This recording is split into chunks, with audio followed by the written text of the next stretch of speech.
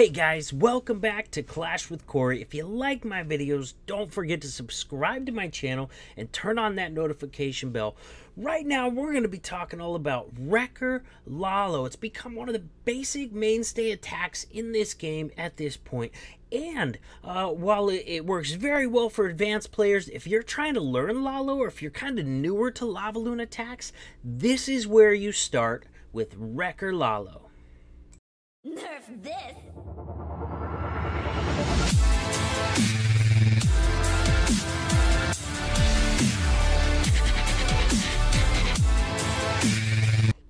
So we're going to start out with an example by Lexnos. He's going to, on his Town Hall 10 Lexi Pantera, he's going to go into this base and take care of some of the objectives that we talk about really commonly on Lavaloon attacks. He's going to take out the enemy queen and the enemy CC, and he's going to create some pathing in this base. Now, the reason I say that Wrecker Lalo is the place that you want to start if you're learning Lalo is because you can cut a nice chunk out of that base, and you can really, fairly reliably on the right kind of base, on most bases, you can take out the enemy queen, you can take out the enemy CC, and you can create some nice pathing for your Lavaloon with a Wrecker entry. And that's exactly what he's going to do here. Excuse me. Voice got scratchy, needed to cough it out there.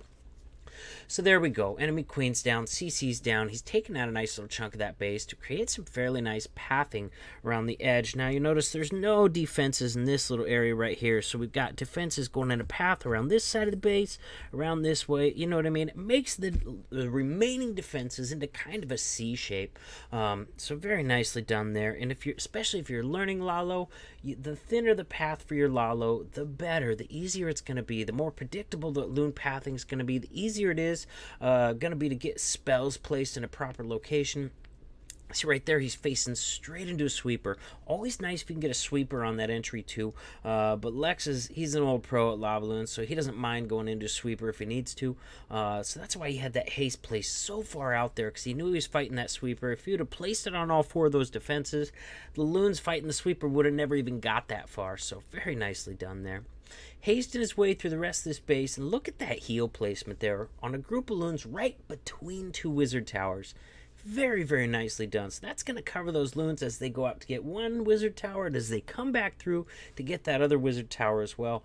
You see, the space on those wizard towers was too far apart. You couldn't have covered both of those defenses. But you don't have to cover the defenses. You just have to cover where the loons are going to be at as they're trying to move through those defenses. So beautiful, very standard Wrecker Lalo example from Lex on this one. Our second example is also going to be from him. I got 4 total, and the other 2 are from other people. We got one by Sunshine and one from Moss Booby, all in WHF, obviously. But on Lex's second example, we're going to show in just a minute, he's got a different spell composition. Very, very nicely done on that one. Now on this next one, on 35, come check this out with me. This is very interesting. He brings 2 separate heal spells, and let's look at why he does that. Guys, I'm going to pause for a second. I'm going to talk about army composition. You're pretty much always going to have 3 hounds in this army composition, unless you're taking out a ton of the base with your push. You're pretty much always going to have 3 hounds. Now, your number of loons is going to vary. You want no less than 5 minions, but sometimes as much as 10. Your number of loons is basically going to depend on how many funneling troops you need to bring, because you need to funnel the edges so that you get your heroes in behind that wall wrecker to get that value inside of the base. So sometimes you can invest very little on funneling, and you can bring more loons with the attacks. Sometimes you have to invest more heavily to make sure you get that funnel established so that you can make sure your heroes go in, and in that case you're going to use whatever space is left for how many loons you can bring on that raid. Now this is a very nice attack here. He's got the whole backside of this base right over here is where he's going to end, and you'll see the air defenses are on the other side of the base entirely. So he knows that he's going to start over here on the air defense. He's going to end up on this section. Now, anytime you don't have air defenses out in front of you anymore, your hounds and loons stick really close together. So they're not going to effectively tank. First of all, a hound can't effectively tank a multi-target inferno anyways. It's only going to soak up one of those 5 beams. And, you know, wizard towers, they can tank fairly well unless there's no air defenses, unless there's no separation between the hounds and loons. Then they don't tank them that well because the loons tend to group up with the hounds, and a lot of times wizard towers hit both of them at the same time. So that's why he's bringing 2 heals on this raid instead of just 1, because he's finishing the end of this attack on so much splash damage. Got a multi-target Inferno and 3 wizard towers that he's ended on, all on the backside of this base. So bringing the 2 heals, essential for getting through that. Nice wrecker entry there. He does get the enemy queen taken down. He does get the enemy CC taken down, and he's thinned out this base quite a bit. He might not have that thin path, but he's got a fairly nice runway through the rest of this base. And that's definitely all the pathing that he needs to get this done. So hasting him through the first section of this base, trying to get those air defenses taken out and get those defenses taken down quickly. If possible, you like to have a hound going into the backside of that base, even though it's not that effective at tanking only splash damage. It is still more effective than not having hound at all. So brings that first heal down on that first group of loons before they even get into that multi-target Inferno, but it is covering that range. They have a really big range now, so definitely covers that with that first heal. And now he's still got 2 wizard towers he's got to end on. He's still got a hound up. Very nicely done. Tons of loons left up. And because he's got that second heal, the backside of this base is not going to be an issue at all.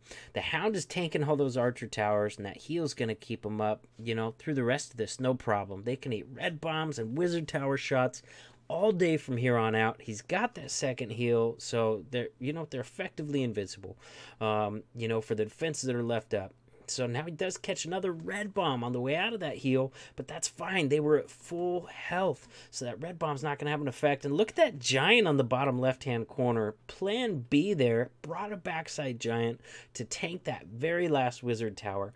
Could he got it done without it? Probably, but he didn't know what shape his loons were going to be in at that point. He didn't know he was going to have this many left with the hound still up. So he brought that backside giant to tank that last wizard tower as well. So even if he would have had a few loons up, it was sitting there tanking that wizard tower. That wizard tower would have never looked at those loons. Very, very nicely done. Love seeing how the pros do it, man. I learned so much from it. So let's come and take a look at number 25. Now, I don't know if I mentioned it. God, my nose itches super bad. I have no idea what I'm allergic to right now, but I apologize for itching the crap out of it. It's just really bugging me. So now Sunshine's going to come in, using a baby dragon up now on this one. I think this is the first baby dragon we've seen, but it's really common. It's such a powerful funneling tool. So he uses a baby dragon to cut that top side of the funnel. Now, on this one, he's going to send his queen in a separate area because this one has a hound in the CC. If you know there's a hound in the enemy CC, that doesn't mean you can't use Wreck or Lalo. It just means that you probably don't want to send your queen on in the inside of the base because it's going to get, stuck on that hound. So he's going to use his queen up here, takes out a Tesla, a wizard tower, and a mortar with that queen, while his Valkyries go inside the base and get that enemy queen taken care of. Break into that core. They're going to grab an air defense. They're going to get that Expo too. Oh, man, they almost get that Expo too, down to a sliver of health. But if you pause and we look at this. He's cut out the core of the base, you know what I mean? Where loons would have gone either way around the core. So if he goes ahead and starts Lalo, they're going to stick in one path around this base. So very nice job establishing pathing. Using the Wrecker in one area to get some value. Using the Queen in another area to get some value. Very nicely done. So goes in and kind of just takes out that archer tower. He doesn't want to leave it behind for the end, I guess. But he's going to go ahead and start his Lalo down below. Gets those hounds in there. Tank for those first group of loons. Going to be very patient with his first haste spell there. Bringing in another hound over on the other side. Coming in right across that wizard tower. Just a little bit late, so it does take a shot at the loons before it retargets on the hound.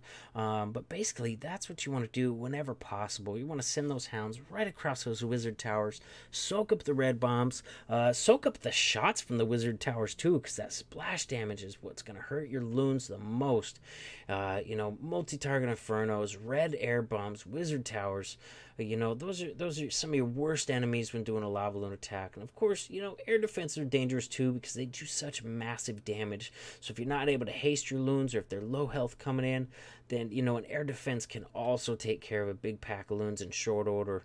But he's going to take care of this base no problem. So an excellent example, just because you have a hound in the CC, if you have an exposed queen, you still might think about sending a wrecker in to get her and establish some pathing. You just probably want to send your queen in a little bit different area in that scenario. So very good example of that from Sunshine.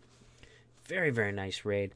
Now, he also had an archer in this composition. He knew he was going to draw the hound with the wrecker, so he drops that archer on the top of the screen just to draw that hound up there, because it's going to target, it can only target ground things. So while the loons and minions are flying around it doesn't even move. It doesn't even see any of that because it can't target it. But as soon as you drop an archer or barbarian up at the far corner of the screen, that hound will go across the screen. It will get out of the way of all your minions, and it's a really nice way to get it out of the way so that your minions don't sit there and pop it and give you trouble later on in the raid. Now we're going to take a look at an example from Moss. We're going back, we saw a pretty standard one. Then we saw one with 2 heals because he was in on a ton of splash damage. And then we saw a good example of sending in your wrecker in one spot and then sending your queen in a completely different spot. Only if you know for sure it's a hound CC and you know you want to still get some value from her just by suing her, sending the wrecker to get that. Now we're going to go back. We're going to take a look at another fairly standard example of Wrecker Lalo. Sending in both heroes in the same spot, trying to funnel to get him in. Needed a little better funneling up top, but honestly, he didn't know about those 2 Teslas there, so not much he could have done about that. Queen is eventually going to go inside the base and pick up a little bit of value. Let's zoom in here, see what's going on. Got Valkyries in there doing some tanking. Unfortunately, his queen is going to get taken out by that single, but you know what he got? He got an air defense. He got a nice chunk out of the base. He got the enemy queen down, and that's really all you need. Has 2 hounds coming into this section, tanking wizard towers and multi-target infernos. Always nice when you can bring multiple hounds into the multi-target inferno area, because even though they only soak up 1 beam, if you have 2 hounds right there, then you're soaking up 2 of those 5 total beams, leaving only 3 of those multi-target inferno beams free to target your loons. So because of that, he's able to hold on to that heal for much later in this raid. Gonna end up finishing near a wizard tower, so always nice to have a heal left in your composition for that. Man, he is crushing this base. How many hounds does he have up at this point? I see 1. But honestly, it might be 2. Definitely just really wrecks this base with a really, really nice Lalo. Still has at least 1 hound up, if not 2. Tons of loons left up. You know, there's some air skellies chasing him around. Not going to be a big deal because there's too many loons up. Well, I hope I don't eat my words there. I hope they don't get all those loons down. You know, but eventually they'll go lock onto that hound. Yeah, he's got a whole nother big pack of loons there. Crushes this base with a very standard Wrecker Lalo. It's become very standard in this meta, you know. And if you're beginning to look at Lalo, you're going to get the best pathing that way. You have the best chance of taking out the biggest chunk of the base with a Wrecker Lalo. That's why I recommend for anybody beginning to learn Lalo, start here. Start with the Wrecker Lalo. It's the easiest one to learn on. I hope you guys liked the video. I know I enjoy making them for you. If you haven't checked out the details below my videos, check them out now. I got links to my Discord server. It's the best way to get a hold of me. I have links to WHF's recruiting Discord server. We're always recruiting max 10s, 11s, and 12s, especially max 10s right now. So if you're thinking about it, check out the link in my description for our Discord server. We'd love to have you, you know, come try out, join us in the WHF family, and I will see you guys in the next video. Nerf this!